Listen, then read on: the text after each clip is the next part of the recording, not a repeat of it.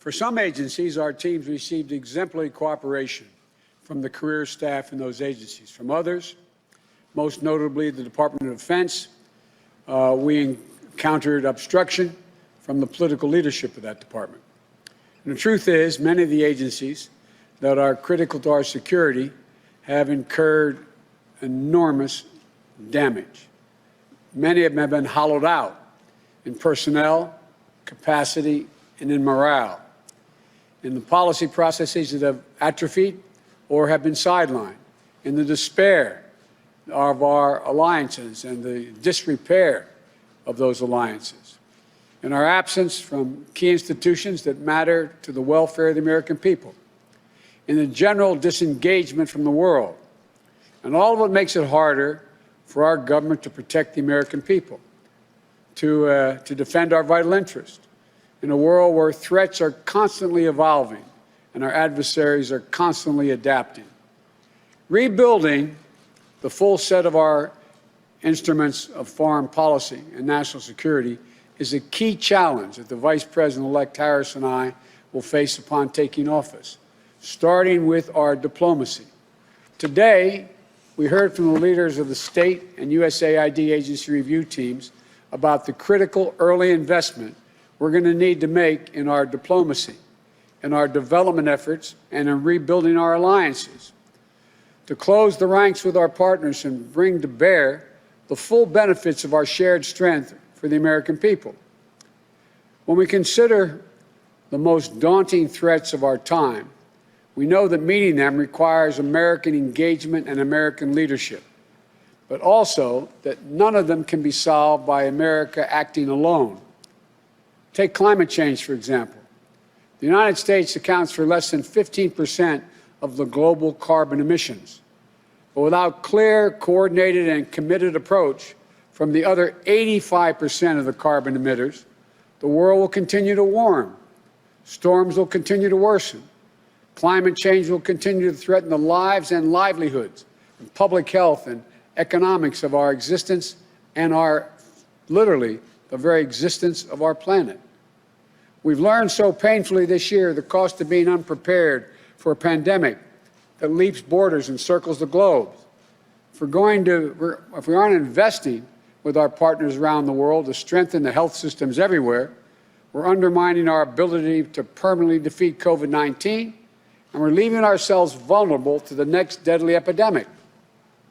And as we compete with China to hold China's government accountable for its trade abuses, technology, human rights, and other fronts, our position will be much stronger when we build coalitions of like-minded partners and allies that make common cause with us in defense of our shared interests and our shared values. We make up almost 25% of the entire economy of the world. But together with our democratic partners, we more than double our economic leverage.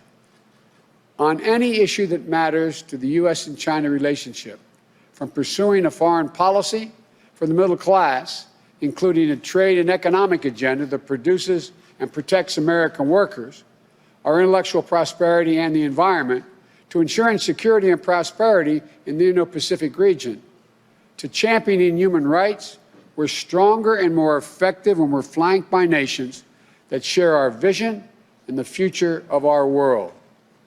That's how we multiply the impact of our efforts and make those efforts more sustainable. That's the power of smart, effective American leadership. But right now, there's an enormous vacuum. We're going to have to regain the trust and confidence of a world that has begun to find ways to work around us or work without us.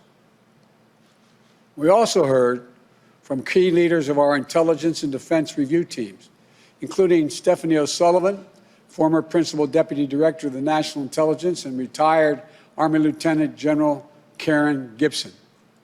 We talked about the different strategic challenges we're going to face from both Russia and China, and the reforms we must make to put ourselves in the strongest possible position to meet those challenges. That includes modernizing our defense priorities to better deter aggression in the future, rather than continuing to overinvest in legacy systems designed to address threats of the past.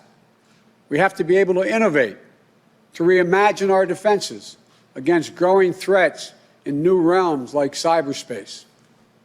We're still learning about the extent of the SolarWinds hack and the vulnerabilities that have been exposed. As I said last week, this attack constitutes a grave risk to our national security. We need to close the gap between where our capabilities are now and where they need to be to better deter, detect, disrupt, and respond to those sorts of intrusions in the future.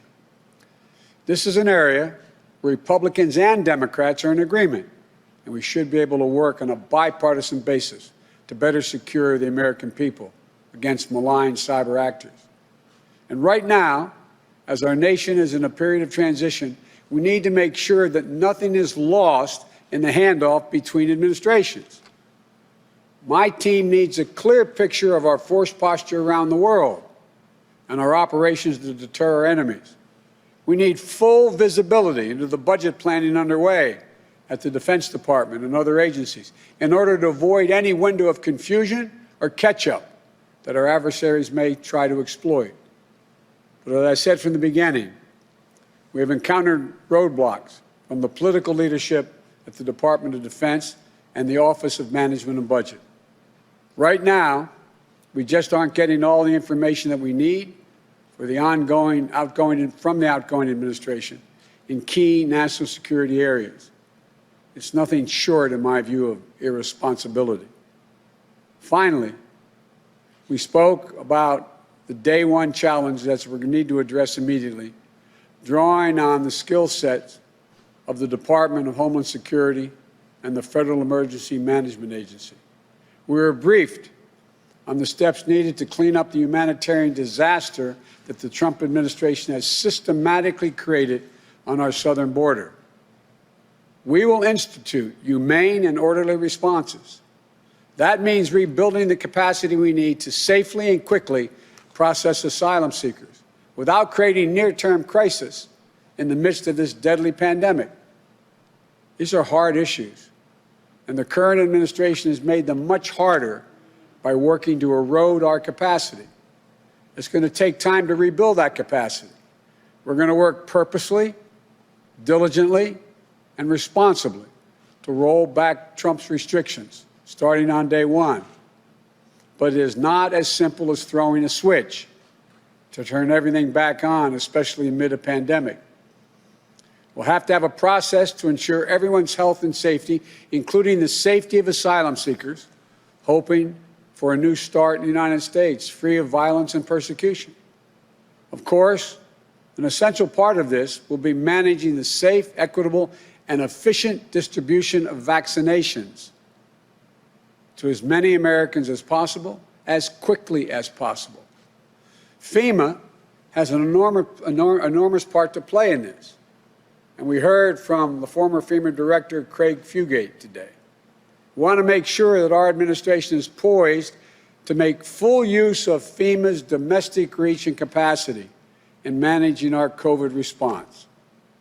And finally, from every briefer, I was heartened. I was literally heartened to hear about the incredible strength we'll be inheriting in the career professionals and working people across these agencies. They never stop doing their jobs and continue to serve our country day in and day out to keep their fellow Americans safe, just as they've always done. These agencies are filled with patriots who have earned our respect and who should never be treated as political footballs. I'm looking forward to the honor of working with them again, to asking for their advice and inputs to help shape the best possible policies for all Americans. I want to thank the incredible folks who've served on these agency review teams as part of this transition. They've dedicated their time and energy, their vital experience and expertise to help ensure Vice President Harris and I are ready to hit the ground running. And we look forward to the start of a new year, fresh with hope and possibilities for better days to come, but clear-eyed about the challenges that will not disappear overnight. I want to reiterate my message to the American people. We've overcome incredible challenges as a nation, and we've done it before, and we will do it again. We'll do it by coming together, by uniting after years of pain and loss, a year particularly needed to heal, to rebuild, to reclaim America's place in the world. This is the work that lies ahead of us, and I know we're up to the task. We will champion liberty and democracy once more. We will reclaim our credibility to lead the free world, and we will, once again, lead not just by the example of our power, but by the power of our example. God bless you all, and may God protect our troops. Thank you. Thanks for watching, and if you haven't already, please consider subscribing to our channel. And while you're at it, please leave us a comment. Thank you for watching.